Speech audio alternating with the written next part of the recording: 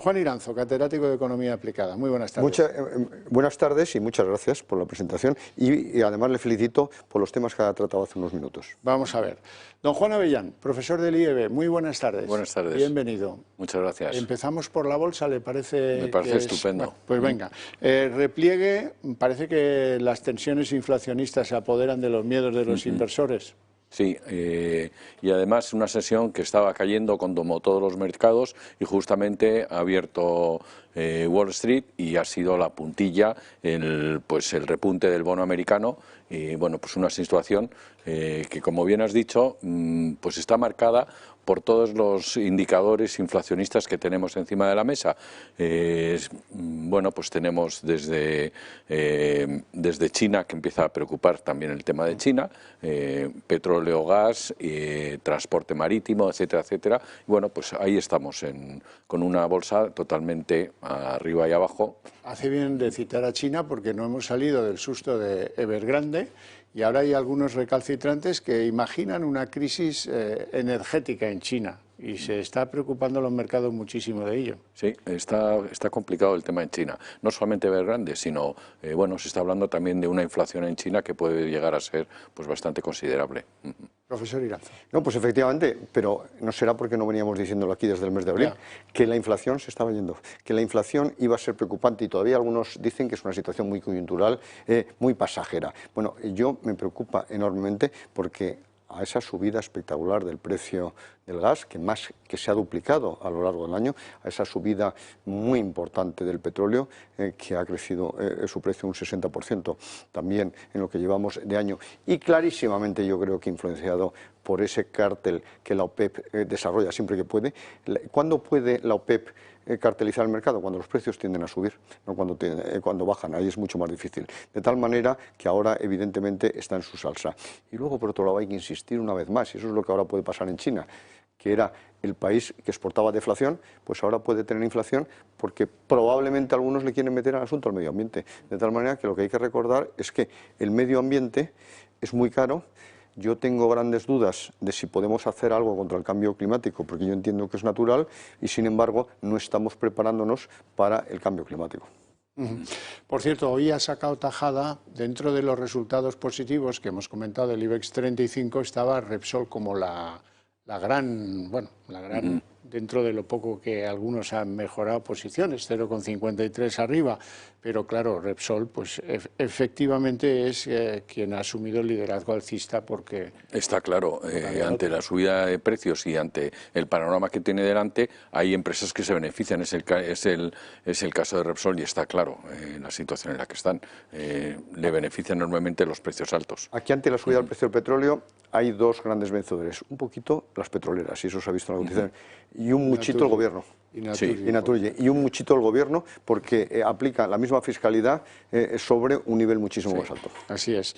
Bueno, vamos con el gran tema decisorio del día, es no el salario mínimo interprofesional, que ya se sabía, ya lo hemos valorado mucho, sino la prórroga de los ERTEs hasta el mes de marzo del año que viene. Y esa pequeña nota positiva, que bueno, van a incentivar, la idea del incentivar se pone sobre la mesa de la administración de este gobierno y es la primera vez que pasa. Es decir, que bueno, va a haber incentivos de descuentos en cotizaciones sociales para aquellos que den formación a sus trabajadores en ERTE. Sí, es que es lógico, si tienes un trabajador en ERTE, está en una situación cobrando, mucho mejor que esté en casa con los brazos cruzados a que esté mucho mejor que esté formándose.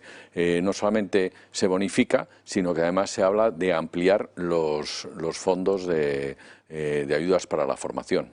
También se está hablando de eso. Con lo cual, bueno, pues veremos si da tiempo a las empresas a reaccionar y a dar esa formación.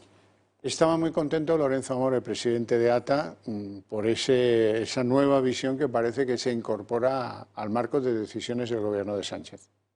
Pues un paso adelante, ¿no? Que se haya conseguido cerrar, es muy importante cerrar este acuerdo, un acuerdo que va a permitir dar certidumbre, dar seguridad a empresas, a autónomos y a trabajadores. Era necesario prorrogar los ERTE durante estos 5 meses. Era necesario que esas empresas que ahora mismo están pasando todavía dificultades y no tienen una actividad plena pudieran seguir con sus trabajadores en ERTE, que esos trabajadores estuvieran acogidos a la suspensión de empleo en lugar de perder un empleo, y también muy importante para los autónomos que están en cese de actividad. Profesor Irán.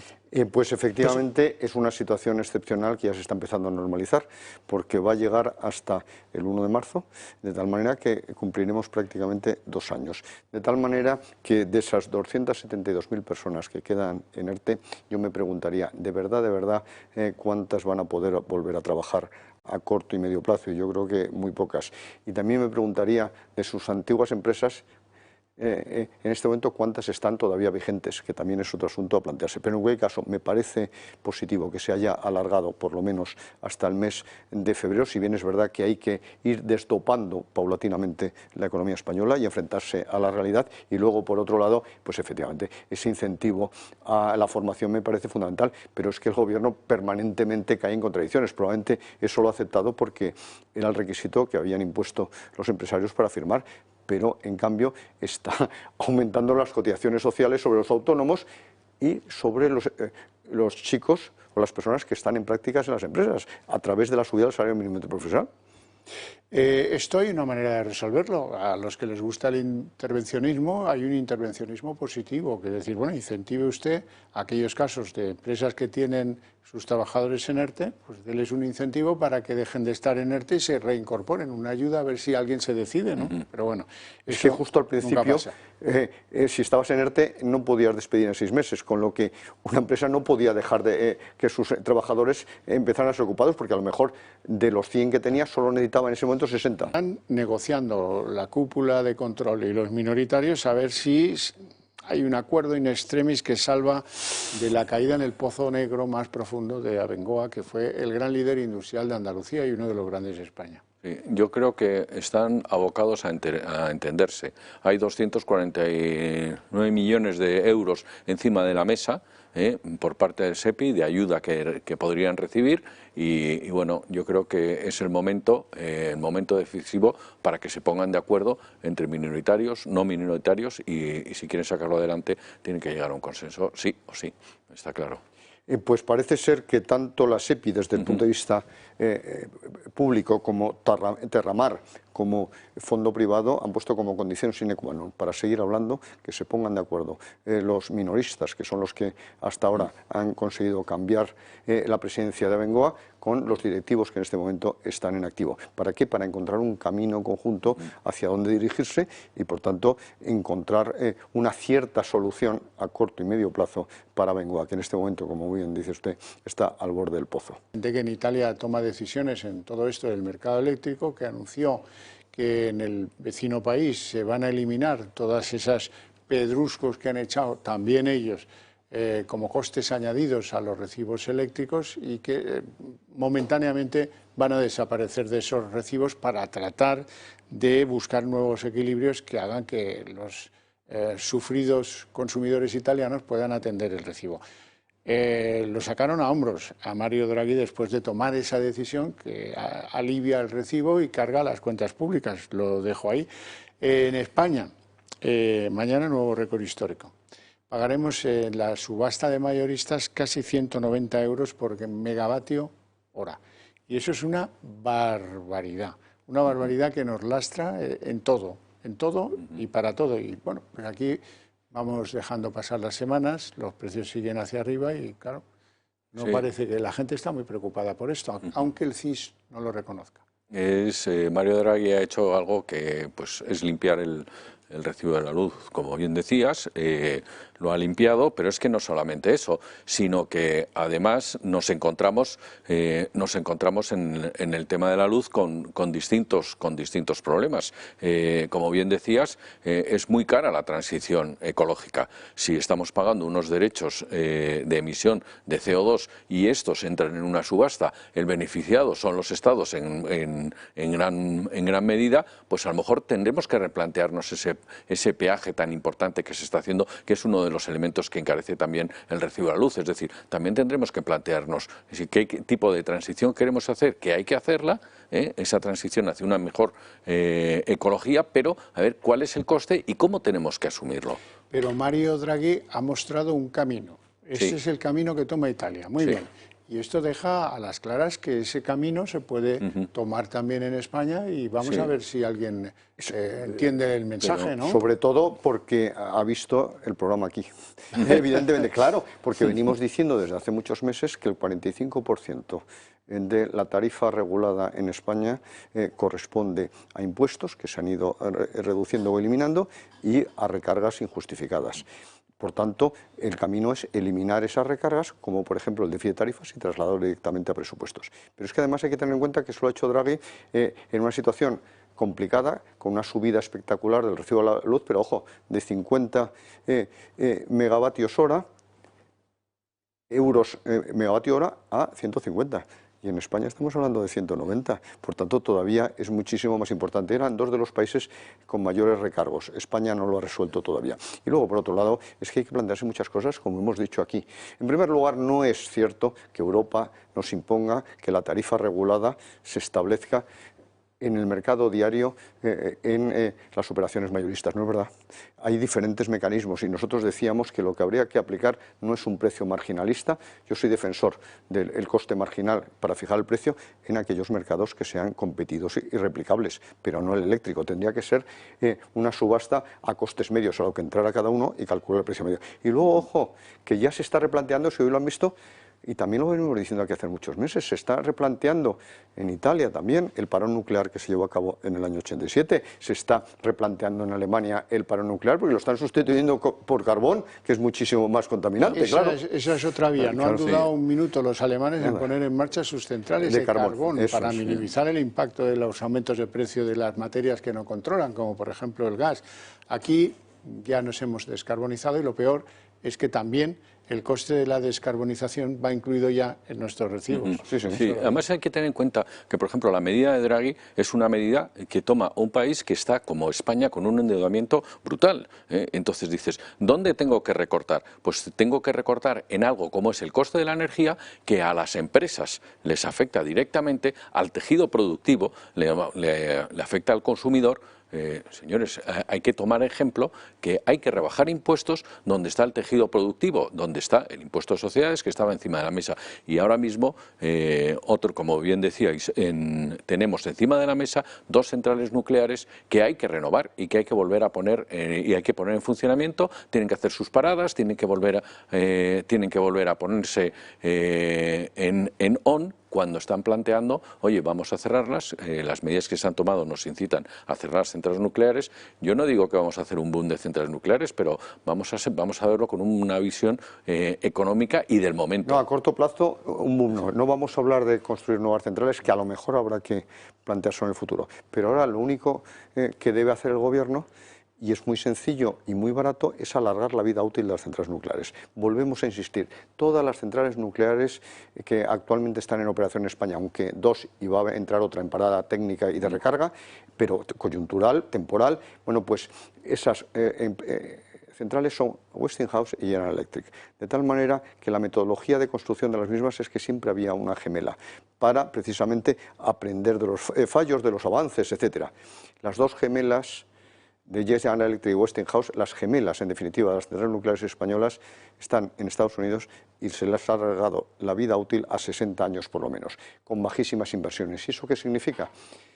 Que aproximadamente el 75% del coste del kilovatio hora de origen nuclear en una operación de 40 años se debe a la amortización de la inversión, que es altísima. Sin embargo, la operación y mantenimiento y el combustible no representan ni el 25%. Ahora, con inversiones mínimas, alargaríamos la vida y, por tanto, la producción de energía eléctrica durante 20 años y produciría muy barato. Pero, ojo, es que lo más alucinante de este Gobierno y de su populismo es que ayer decidió que había que derribar 26 pequeñas presas. Ahora resulta que también la energía hidráulica es una energía maldita. 2030. Yo no puedo entender para nada a este La única gobierno. verdaderamente renovable, por cierto. Hombre, claro. Pero lo que es fundamental es entender que mientras algunos entierran los dogmas, por ejemplo Alemania, vamos a poner en marcha, por supuestísimo, las centrales de carbón, 25% de su mix energético son centrales de carbón en Alemania. Los italianos dicen, ¿cómo? Tenemos deuda, tenemos déficit, tenemos un problema estructural en la contabilidad nacional, pero esto es una emergencia, y como es una emergencia, las piedras en la mochila que no tienen que ver con el estricto funcionamiento del mercado eléctrico, esas van a pasar a los presupuestos momentáneamente hasta que se pueda volver a hacer otra cosa.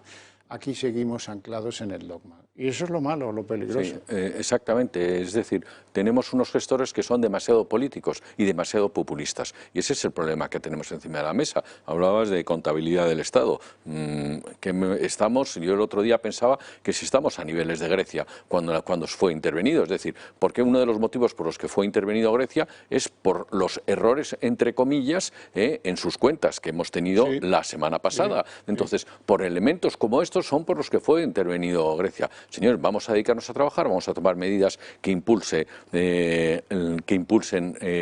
la industria, que impulse la economía y vamos a dejarnos de tanta decisión política. Sí, pues me temo que no vamos por ahí, porque la vicepresidenta Yolanda Díez, efectivamente. En una entrevista en El País, si no recuerdo mal, este fin de semana, decía, hombre, esto es una décima, esto no tal. Estábamos hablando de el crecimiento del segundo trimestre, 3 palmos, dice, no, va a ser 1, y después cambia desastre, porque con esta no vas a tener un traje. No, pero es que hay que recordar que no solo se ha revisado a la baja el crecimiento del segundo trimestre del 2,8 al 1,1, es que en el primer trimestre la caída ha pasado del menos 0,3 al menos 0,6. Por tanto, el error ha sido de 2 puntos, que en términos relativos, porcentuales, es el más alto de la historia de la contabilidad nacional española. Por cierto, les pido brevemente, el cuadro macro de la señora Calviño es que terminaremos el año en 6,4. Hay quien dice que terminaremos el año en 4,5, que es muchísimo menos. ¿Algún pronóstico? Yo pronósticos es que no podría hacer ahora mismo, pero desde luego el 6,4, 6,5 que hablaban hace un mes y pico, desde luego yo no lo veo. Y no lo veo sobre todo con las correcciones que estamos teniendo. Yo soy patriota y quiero lo mejor para mi país. Ya firmaría un crecimiento del 5%. Sí. Pues fíjate, por eso. Por cierto, que el Banco de España ha tenido menos remilgos que la señora Calviño y ya está corrigiendo sus expectativas para este año 2021. Bueno, señores, muchísimas gracias a ambos por vuestras opiniones, por vuestra presencia aquí en el plató de Pulso. A ustedes todavía más por su interés y su paciencia desde sus hogares. No olviden que la cita será mañana a las 6:30 de la tarde en punto aquí como un clavo. Muchísimas gracias.